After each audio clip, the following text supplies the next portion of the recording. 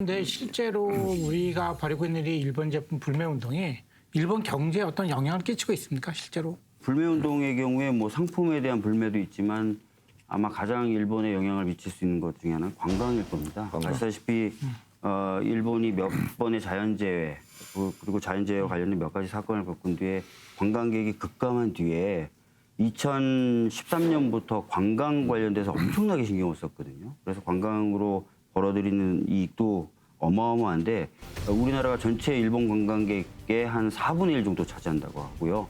가서 쓰는 돈은 중국에 이어서 2위라고 합니다. 특히 우리나라 관광객들은 일본에 한 여러 차례 반복적으로 가는 특성을 가지고 있다 보니까 3번이나 4번째 가셨을 때는 유명한 도시가 아니라 소도시와 지방을 방문을 하는 그런 여행 패턴을 보여주는데 관광객들이 안 가면서 바로 그런 소도시와 지방 도시가 상당히 좀 타격을 지금 받고 있다. 그래서 그런 쪽에서 얘기들이 지금 많이 나오고 있다라는 얘기를 제가 들었고요. 그리고 뭐 약간 좀 결은 다른데요. 지금 일본이 반도체 관련된 부품, 소재 3가지를 지금 규제하고 있는데 우리나라 이제 기업들을 제가 방문하거나 또는 관계자들 만나서 얘기 들어보면 일본 기업들도 죽을 맛이랍니다, 지금. 왜냐하면 세계 최대의 반도체 소재 시장이 한국입니다. 삼성과 SK 하이닉스죠. 이쪽에 물건을 못 팔면 사실상 문을 닫아야 된답니다. 그래서 일본인 여러 기업들이 지금 이 약간 자해적으로 지금 공격을 하고 있는 건데 일본 정부가 이 자해에 따른 피해는 곧 나타날 것이고 현재도 좀 나타나고 있다 이렇게 보는 게 맞을 것 같습니다. 제가 이제 부추기는 건 아닙니다. 박주민 의원이 이제 일본 관광 얘기를 했잖아요. 이것이 일본에게 결정적인 타격을 입힌다는 통계가 나와 있어요. 특히 지방 소도시 공항은 우리가 관광객이 안 가면 그 공항은 폐쇄할 정도가 된답니다. 예를 들면 히타카츠항 한국인 비율이 98.8%, 이즈하라항 여기는 99.2%, 오이타항 94.6%.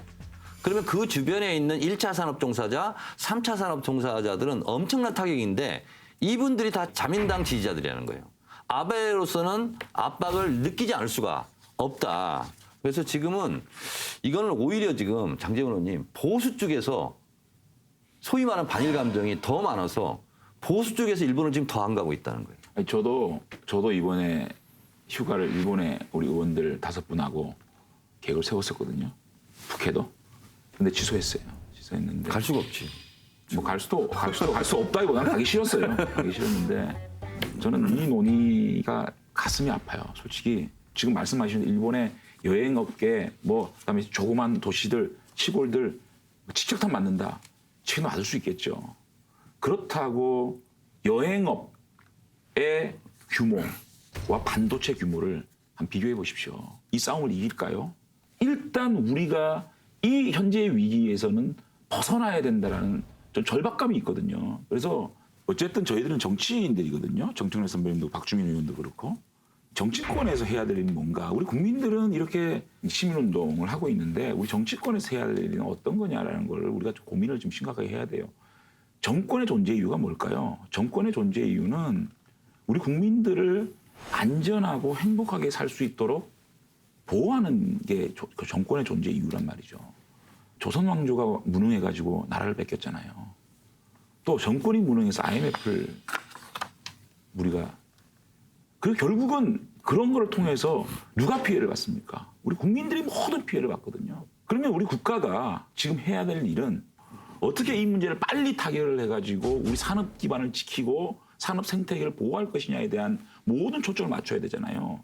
그런데 제가 너무 안타까운 거는 최근에 청와대 인사라든지 민주당의 지도부에서 친일파라는 얘기를 하면서 친일파 프레임을 만들어가는 거.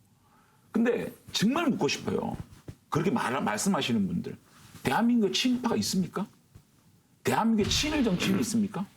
그거를 자신들이 그러니까 국내의 정적을 비판하기 위한 수단으로 친일파 프레임을 씌워가지고 과연 이것이 우리가 그 일을 하고 이 문제를 해결하는데 무슨 도움이 되는 겁니까? 사실 국론만 분열시킬 수밖에 없는 거거든요. 그러니까 보수 진보 나눠서 이쪽은 친일파고 이쪽은 반일파고 이렇게 만드는 게 결국은 국론을 분열시키는 행위 자체가 저는 이적행위라고 생각하거든요. 친일 또는 친일적 성향을 보이는 분들에 대한 비판이라는 것이 어떤 식으로 얘기가 나오기 시작했고 강화됐는지 과정도 좀 보셔야 되는데 처음부터 그렇게 했던 건 아니고요.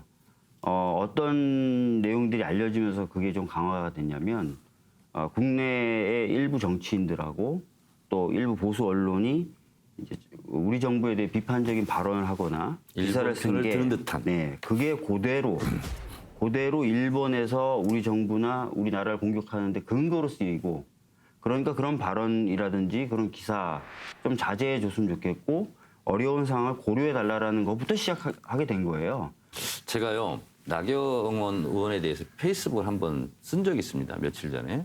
그러니까 장제원 의원이 같은 당이니까 뭐 저를 비판해도 좋고 저를 욕해도 좋아요.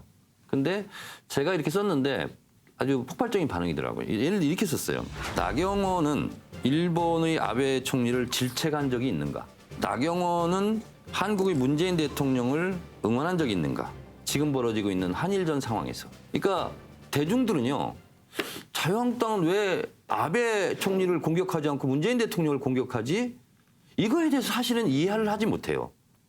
그거 대답 드릴게요. 저희 당의 시도당의 현수막 한번 보십시오. 일본의 수출 규제 규탄한다가 전국적으로 시도당에 걸려 있습니다. 다만 저희들은 일본을 규탄하지만 책임 있는 정권의 해법이 뭔가 해법이 없지 않느냐. 근데 정말 최근에 저는 묻고 싶은 게 고노다로 외상이 우리 대사 조치해가지고 말 끊고 정말 무도한 행동을 하지 않았습니까?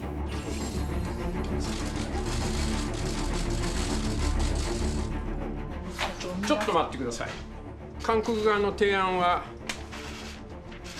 全く受け入れられるものでない、国際法違反の状況を是正するものでないということは以前に韓国側にお伝えをしております。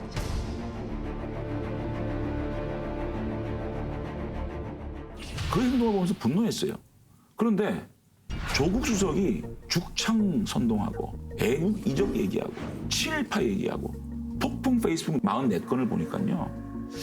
이런 행동과 맞물려서 정말 양국 정권이 자국 국민을 볼모로 적대적 공생을 하고 있는 거 아닌가 이런 생각까지 들었거든요. 그러니까 양쪽을 선동하고 있는 거 아닌가. 일본은 일본 선거에 앞두고 한국을 막 구박함으로 인해서 선동하고 있고 이쪽은 또 내부적으로 총질을 해가지고 내부 국민들한테 일부 국민한테 총질을 해가지고 선동하고 있는 거 아닌가. 정말 이렇게 하지 말고 정말 국회에서는 머리를 맞대고 어떤 방안이 있을까. 지금 민주당이 내놓고 있는 방안은 부품 소재 국산하겠습니다. 1,300억, 3,000억, 8,000억 얘기 나오고 있는 거거든요. 그다음에 또 WTO 제소하겠습니다. 자, 그 외에 그거는 사실 발등에 불 떨어진 이 문제를 해결할 수 있는 방법이 아니거든요. 어떤 것들을 지금 얘기하고 있고 도대체 일본과 직접 대화를 어떻게 하고 있고 직접 대화를 통해서 외교적 해법이 뭔지에 대해서 전혀 모르겠어요. 그런 것들을 저희한테 좀 알려주시고 저희의 안심을 주신다면 전적으로 왜 의논을 못 하겠습니까? 이 부분에 대해서 좀 말씀을 드려야 될 것 같은데요. 이제 일본과는 뭐 1대1 대화나 직접 대화를 시도하려고 계속 노력하고 있죠. 그럼 보도를 보셔도 아실 겁니다. WTO 일반 이사회에서도 1대1 대화를 공개적으로 제안했지만 거절당했고 지금 일본과는 대화를 하기 위한 공식적인 요청들을 계속 하고 있는데 사실상 계속 거절당하고 있는 거예요. 근데 거기서 이제 멈추지 않고 이제 일본 의원내각제 국가이기 때문에 의원 외교가 굉장히 중요하지 않습니까? 그래서 초당적으로 그 부분 대응하고 있다는 건 장 의원님도 잘 아실 것 같고요. 그다음에 우리 정부 차원에서 이제 일본이 아닌 다른 나라, 일본의 영향력을 행사해 줄 수 있다고 대표적으로 여겨지는 미국이나 이런 쪽에는 계속해서 저희 청와대나 통상교섭본부장을 보내가지고 설득하고 있고 이 얘기를 하고 있는 상황입니다. 그리고 국내적으로는 방금 말씀하셨던 그 소재 부품 산업 육성을 위한 어떤 재정 투입 같은 것들 고려하고 있고 세제 지원책이라든지 화학물질이 또 많이 관련이 되더라고요. 반도체의 경우에는 화학물질 관련된 여러 가지 규제 완화책이나 이런 것들도 고민하고 있고 현장 목소리를 계속 듣고 있습니다. 그래서 정리를 해 나가고 있고 일부는 또 정부 입장에서 밝힌 적이 있어요. 그래서 좀 관심 가지고 보시면 없다 이렇게 단언하실 수 없다고 제가 말씀드릴 텐데 여기서 아쉬운 대목이 하나 있는 게 물론 정부와 여당이 제1의 책임을 집니다. 그런데 야당의 경우에서도 사실은 공당으로서 책임을 져야 돼요. 그러면은 정부와 여당 보고 나 가만히 기다릴 테니까 가져와봐. 가져오면 뭐 봐서 마음에 들면 해주고 아니면 말고 이렇게 하지 마시고 같이 고민해보자. 또는 우리가 고민해봤더니 이런 거 좋더라. 이럴 수도 있잖아요. 자, 박주민 의원님, 저기 정권을 가진 집권 세력이에요. 집권 세력은 무한 책임이 있는 거예요. 물론입니다. 그래서 지금 그 말씀드린 여러 어마어마한 가지들을 책임을 하잖아요. 야당에 같이 아이디어를 달라고 얘기하는 건 좀 무책임한 얘기고요. 그다음에 방금 말씀하셨던 여러 가지로 지금 뭐 의원 외교, 그다음에 미국의 중재 협조, 그다음에 또 1대1 대화를 하기 위한 노력, 그다음에 소재 부품 국산화, 이 문제는요.